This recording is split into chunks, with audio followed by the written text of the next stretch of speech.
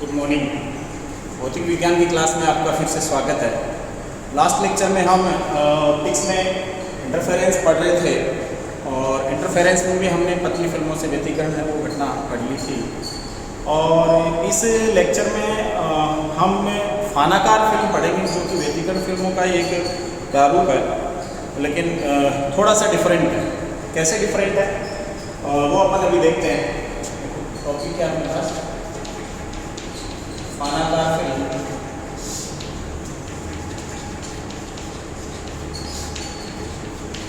में व्यतिकरण। Interference in wave shaped film. Wave shaped film देखो होती क्या होती, पतली फिल्म ही है। बस फर्क क्या होता है इस फिल्म में और पतली फिल्म जो सामान्य फिल्म हमने पढ़ी थी उसमें एक छोटा सा माइनर डिफरेंस होता है दोनों में। ये जो फिल्म होती है फान के आकार की होती है, जिसको अपन सिंपली एंगल बोल सकते हैं। इस एंगल के आकार की हो सकती है। इसमें फिल्म के एक तरफ तो सीधे दोनों टच रहते हैं, दूसरी तरफ भी टच नहीं रहते सीधे। होता क्या इसमें पहला सिरा ये है, फिल्म का दूसरा सिरा ये है। इस टाइप की जो फिल्में होती हैं वो फानाकार फिल्में कहलाती हैं, फान के आकार, ठीक है ना। यानी उसके ऊपरी और निचले सिरे में किनारे में क्या हो, किसी एंगल की उपस्थिति हो, या एक सिरा जुड़े, एक सिरे पे दोनों ऊपरी और नीचे वाला किनारा जुड़े हुए हो, दूसरे सिरे पे। इस प्रकार की जो आकृति बनती है अपन यूँ है कि किसी तार को मैं ऐसे मरोड़ देता हूँ। कोई तार है उसको मैंने ऐसे करके सीधा तार था उसको यूँ मोड़ दिया, जो सीधा तार था उसको मैंने इधर से लेके यूँ मोड़ दिया। अब इसके बीच वाला ये जो भाग है, ये जो भाग है ना, इस भाग में अगर किसी चीज़ की फिल्म बनती है, वायु है तो एयर फिल्म कहलाएगी वो, है ना। ये वायु फिल्म है। अगर एयर है तो एयर फिल्म कहलाएगी, और अगर कोई दूसरा माध्यम है तो वो क्या कहलाती है, उस माध्यम की फिल्म कहलाती है। समझते आप देखते हो ना, कई बार कोई तार है गोलाकार आकृति में, तार को लेकर के आप साबुन की गोल में डुबो के निकालते हैं, उसमें पतली फिल्म बन जाती है ना।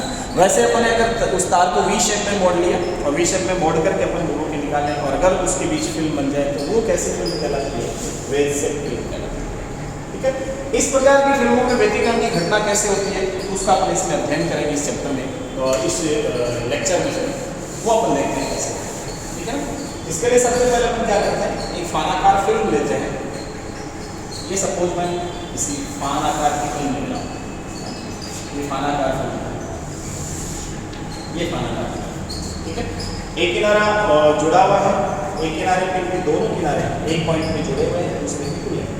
इसके बीच में एयर है तो एयर रह जाएगी अगर किसी दूसरे माध्यम की फिल्म बन रही है, उस माध्यम की फिल्म बन रही है, ठीक है।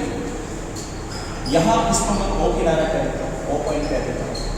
और सपोज इस ऊपर वाले से, ये नीचे समतल सिरा, ऊपर वाला जो पीछा सिरा है, इस पे इधर से किसी ब्रॉड लाइट सोर्स से लाइट डालता हूँ, विस्तृत प्रकाश स्रोत से क्या करता हूँ, लाइट डालता हूँ। सपोज यहाँ किसी पर्टिकुलर पॉइंट पर अपन अध्ययन करें तो क्या स्थिति अपने पास रहती है, ये विलंब स्थिति है, एंड दिस। और ये जो एंगल है फान एंगल है, ये थीटा कहलाता है। थीटा क्या कहलाता है, फान कोण। इसको मैं फान कोण कह सकता हूँ, ठीक है। यहाँ इस अभिलंब वाले इस पॉइंट पर सपोज कोई प्रकाश किरण है तो आप ठीक है, यहाँ अपना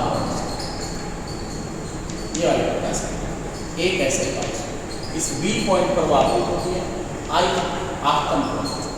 क्या होगा, यहाँ पर आयाम का विभाजन होगा, हमने कहा था पहले, और आयाम के विभाजन के फलस्वरूप हमको एक को परावर्तित प्रकाश मिलेगा R1, ठीक है, R1। फिर क्या होगा, एक अपवर्तित प्रकाश किरण, चूंकि ऊपर सघन है, ये सपोज ऊपर एयर है और ये सपोज कोई मीडियम है, म्यू जिसका अपवर्तनांक है, ठीक है। ऐसा कोई माध्यम अपने पास नहीं है। यहाँ इस पर परावर्तित भाग तो ऐसे मिल जाएगा और अपवर्तित प्रकाश किरण अपन कैसे मिलेगी, इस तरफ मिलेगी, ये अपवर्तित प्रकाश किरण, ठीक है। यहाँ मैं थोड़ा सा इसको करेक्ट कर देता हूँ, करेक्ट कम कर, ये थोड़ा सा अभिलंब है, जैसे पीछा में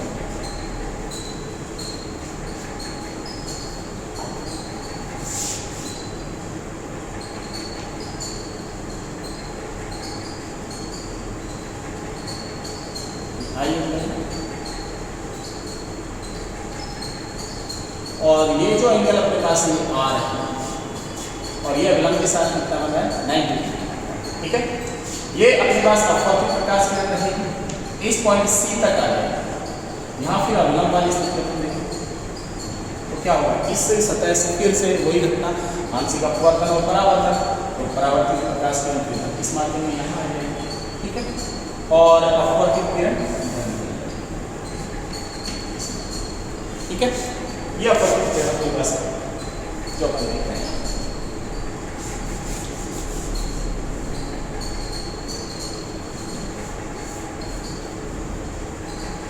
ये अविलंब से थोड़ा मूड थी, इसलिए उसको थोड़ा ये ध्यान रखना, थोड़ा सा करेक्शन, वरना आप कभी से उसी भी किसी भी निकाल दिया आपने, ये अविलंब से थोड़ा मूड थी।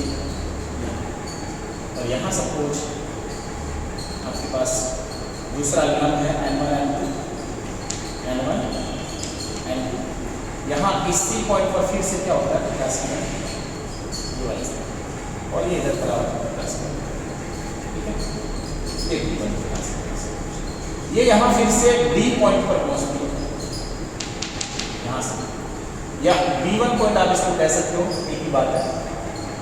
इस पॉइंट पर यहाँ पहुंचती है C D, और इस पॉइंट पर फिर कोई अवलंब वाली स्थिति, यहाँ से फिर इस प्रकाश किरण का क्या होता है अपवर्तन और परावर्तन, तो परावर्तित प्रकाश किरण क्या होता है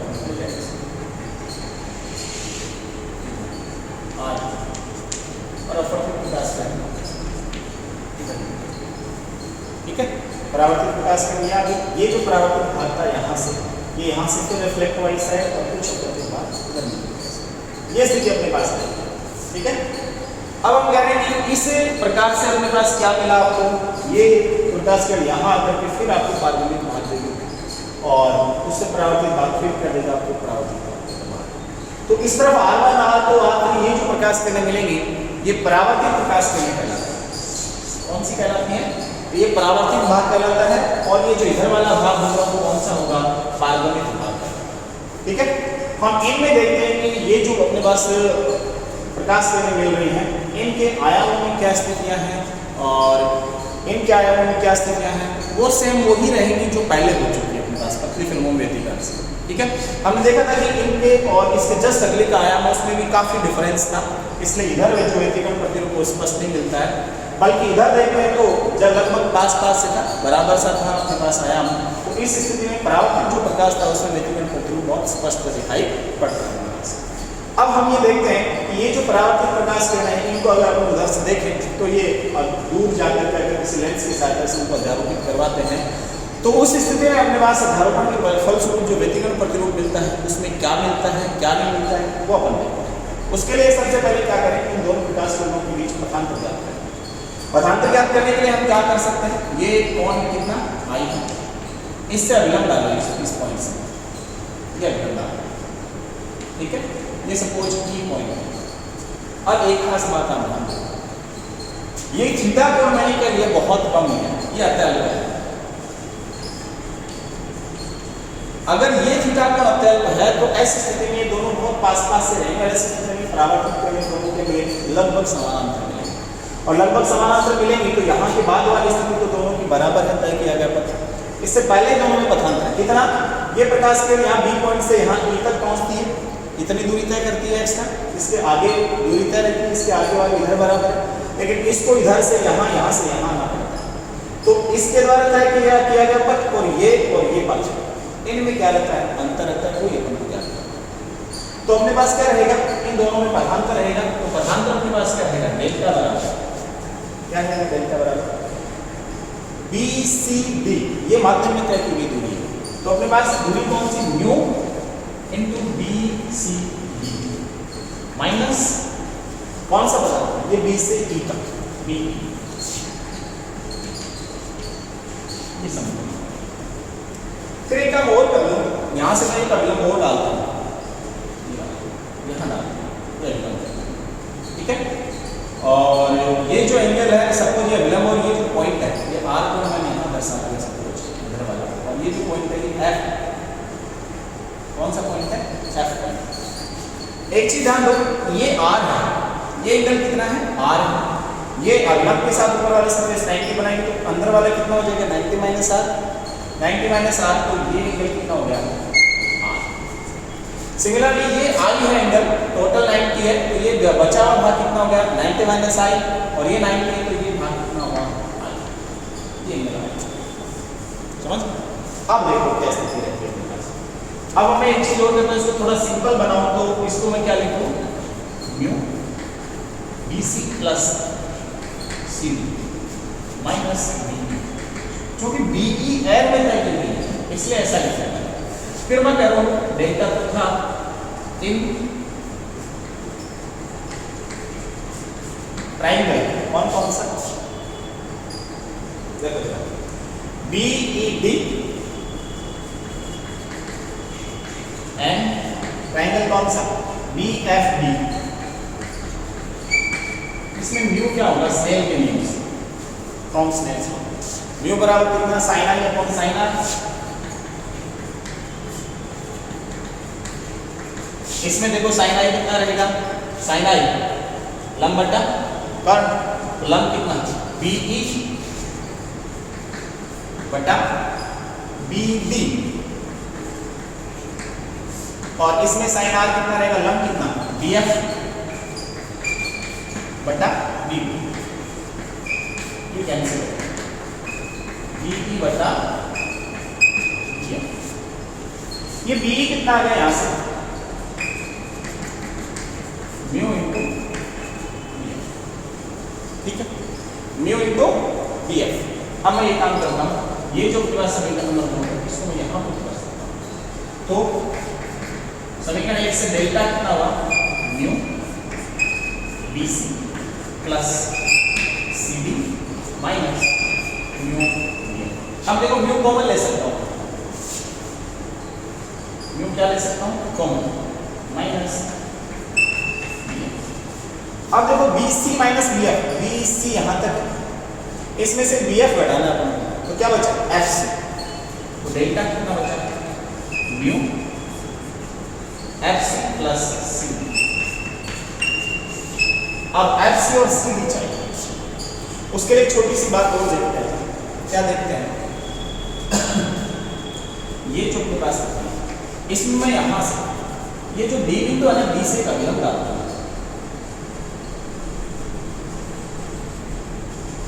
ये अविलंब डाल दिया, जो यहां किस पर काटता है, इसको तो काटता है FG पर, ठीक है, और इसको H पर काटता है H पर, ये अविलंब।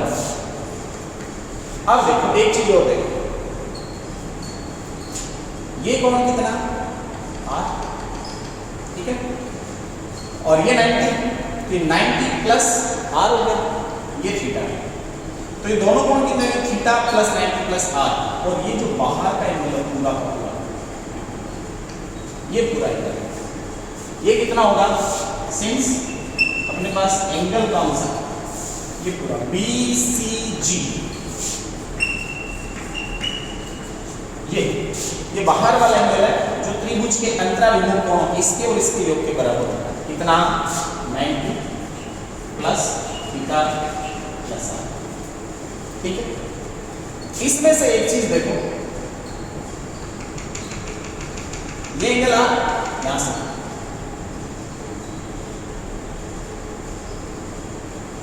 ठीक है, कौन सा, ये एंगल कितना होगा, ये पूरा एंगल कितना था 90 प्लस थीटा प्लस R, पूरा एंगल होगा, और ये ऊपर वाला एंगल चाहिए अपन को, तो ये एंगल, तो ये 90 बच गया, तो इसमें से 90 घटा दो, तो अपने पास एंगल कौन सा बचा, BCN1,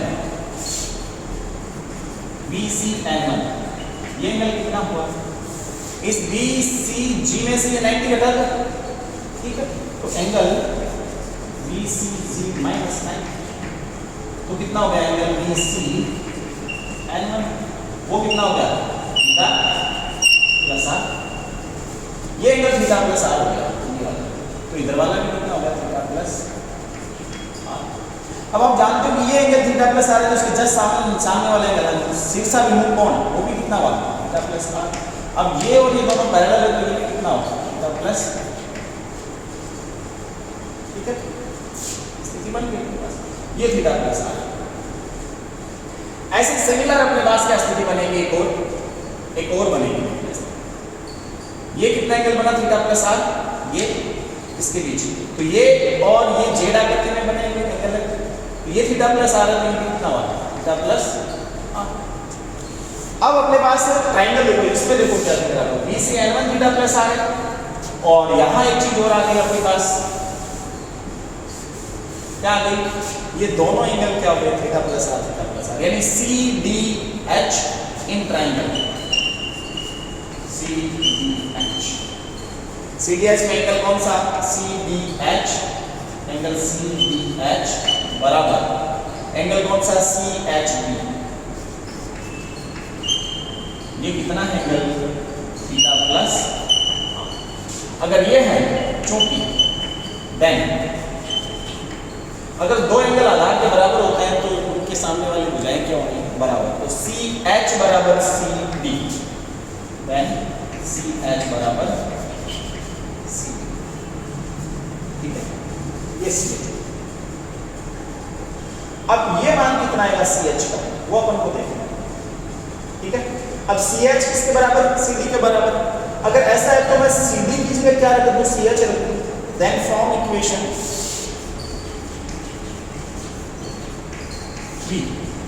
थ्री में देखो मैं सी डी की जगह क्या रख दूं, सी एच रख दूं, रखो, डेल्टा कितना न्यू, ये कितना एफ सी, तो F C plus C H, F C plus C H क्या बन गया, डेल्टा बराबर म्यू इंटू एफ एच,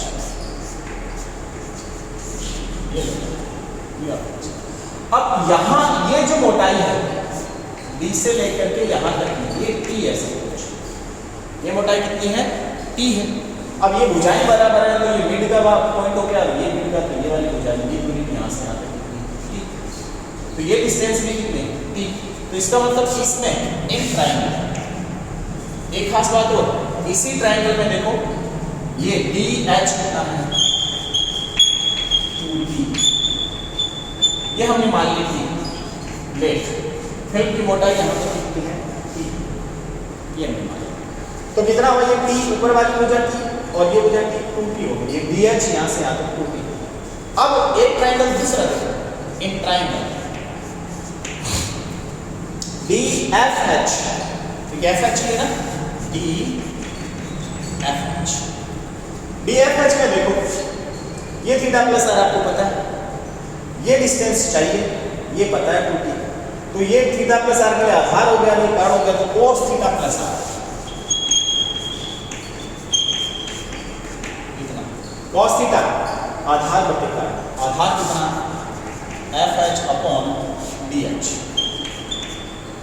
यानी कि एफ एच अपॉन, तो एफ एच कितना हुआ 2t cos थीटा प्लस, ये इसमें रख दो, तो पथांतर डेल्टा कितना हो गया 2 mu T cos theta plus, ये लो, ये परावर्तित किरणों में अपने पास क्या आ गया, पथांतर आ गया, यही तो चाहिए। अब आप देखो ये जो पथांतर होगा इसकी बात हम कर लेते हैं, पथांतर आ गया,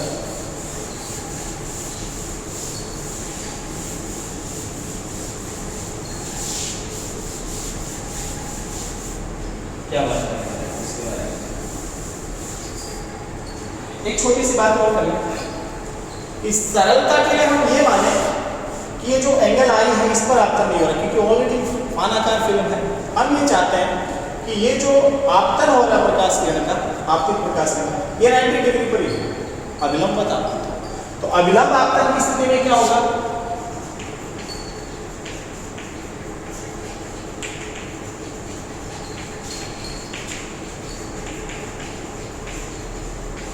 सरलता के लिए हम ये देखें कि भाई तिरछा क्यों आपतन कराएं और क्यों कोण बढ़ाएं, सीधा काम ही हो जाएगा। तो अभिलंब आपतन की स्थिति में एंगल आई बराबर एंगल आर बराबर कितना होगा 0 डिग्री। अगर ऐसी स्थिति है तो ये डेल्टा कितना हो गया, तो पथांतर कितना है 2 mu T cos theta, equation number 7, ठीक है। अब खास बात है, ये जो प्रकाश किरण है पहली आवरण वाली, ये सघन माध्यम से परावर्तित होगी, और ये जो दूसरी वाली है ये विरल से होगी। इसमें तो कोई पथांतर में यहाँ फर्क नहीं आएगा, लेकिन एक खास बात है स्टोक्स के नियम के अनुसार कि ये जो सघन माध्यम से प्रकाश किरण परावर्तित होती है तो एक्स्ट्रा पथांतर यहाँ आएगा फ्रॉम स्टोक्स लो।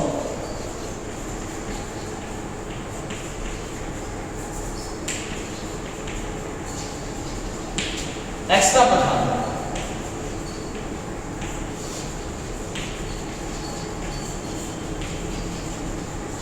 कितना, λ/2। एक्स्ट्रा λ/2 है, इसमें उसको भी तो घटाना पड़ेगा। इसका मतलब डेल्टा डे सब कितना हो गया, डेल्टा माइनस λ/2 कितना 2 μt cos थीटा माइनस λ/2, ये बताना फाइनल। अब अपन करेंगे केस फर्स्ट। केस फर्स्ट क्या है, यदि या संकोच इलेक्ट्रिकल करेंगे,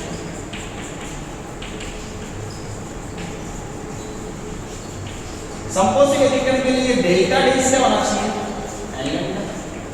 आप जानते हो, इसलिए समीकरण 8 और 9 से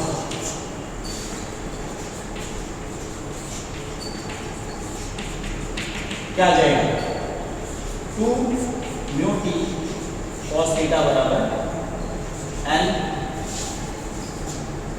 या 2n प्लस हाफ या 2n प्लस 1 चलो,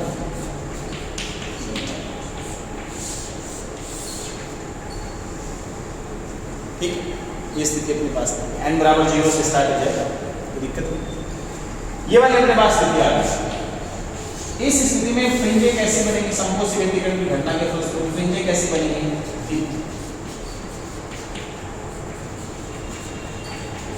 इस कंडीशन से दीप्त फ्रिंज आपको प्राप्त होगा, ठीक है, कोई दिक्कत नहीं होनी चाहिए। अगर आपके पास पथांतर कैसा हो, अगर आपके पास पथांतर हो विनाशी इलेक्ट्रिकल केस से कैसे,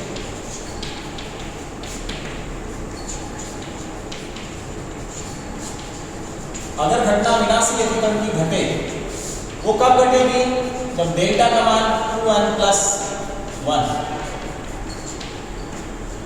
प्लस माइनस 1 λ/2, n बराबर कितना, प्लस की स्थिति में 1 से, 0 की स्थिति में, माइनस की स्थिति में 1 से और प्लस की स्थिति में 0 से स्टार्ट। इनमें से एक केस ले लो उसके लिए, तो क्या होगा समीकरण, कितना हो गया 11, 8 और 11 से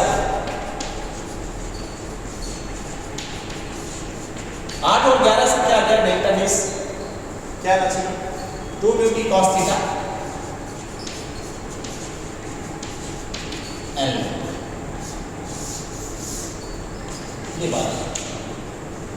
इस स्थिति में आपको विनाशी इलेक्ट्रिकल मिलेगा और फ्रिंजें कैसे मिलेगी, अधिकतम,